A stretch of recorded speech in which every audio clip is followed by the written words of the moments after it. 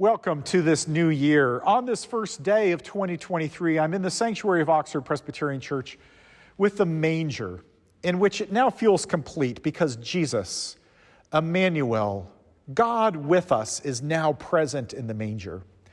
But as we look around the manger, we become aware that Jesus is the only child. Jesus is the only young person in this entire scene.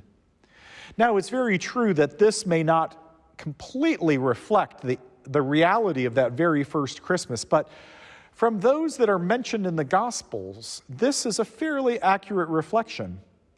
And as we look around the manger, we see that Jesus is surrounded by adults, perhaps those who are even quite aged. And in this reality, I'm reminded of the words of the pastor from the Church of Scotland, John Bell. I was at a retreat in which John Bell was presenting, and I remember him sharing these words. He said, "Advent and Christmas are about old people." Shall I say that again? Advent and Christmas are about old people. But what about young people, you ask? I have to reply that they don't feature much in the story. The Advent stories begin with an elderly couple, Zachariah and Elizabeth. He, a priest helping out in his retirement years, and she, a senior citizen without children.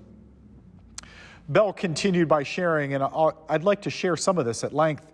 Bell said, "I claim Advent and Christmas as a time for adults as well, not out of any dislike for children, but because I fear that by viewing these seasons as if they were devoted to and for toddlers, we avoid one of the quirks of God's nature.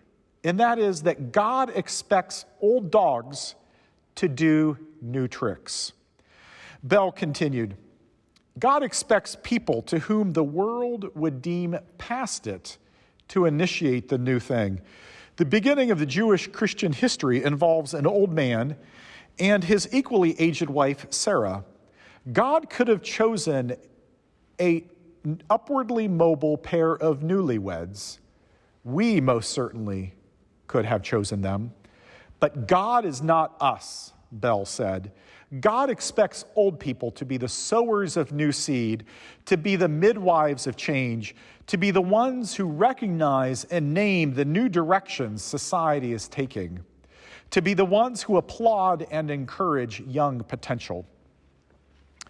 On the threshold of this new year, I am reminded of the words of Psalm 126, in which the psalmist says, "We were like those when God restored the fortunes of Zion, who were able to dream."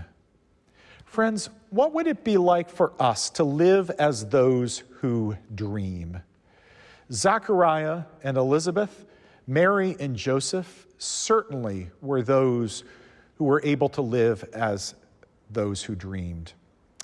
But also in the text for today, Anna and Simeon, those well into their latter years, were able to live as those who dreamed. So here at the threshold of the year 2023, we invite you, if you are a seeker or a pilgrim, a disciple or a doubter, to join us as those who live as those who are dreaming. Friends, join us as those who are living as those who dream, or those who have found your dreams crushed. For together, in such a hallowed and sacred time as this, God does indeed expect old dogs to do new tricks. I'd like to close with the words of John Bell once again.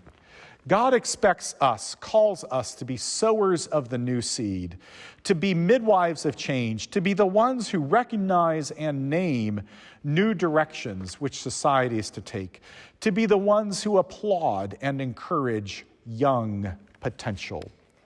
Friends, the new year beckons us to live as those who dream. Peace be with you.